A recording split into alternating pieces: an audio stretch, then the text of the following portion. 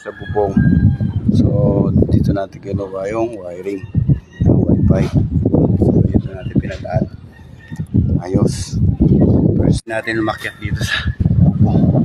So nagawa naman natin. Mission complete. So tayo sa baba. So ayan.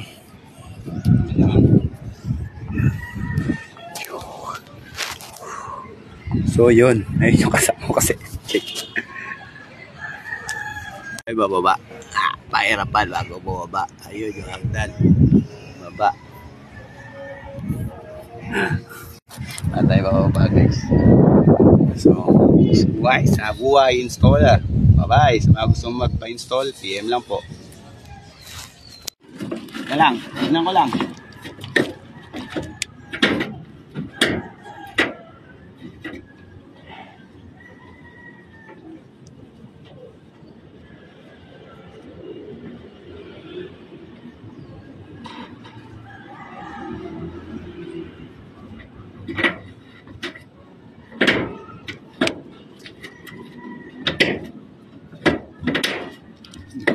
Tignan ko.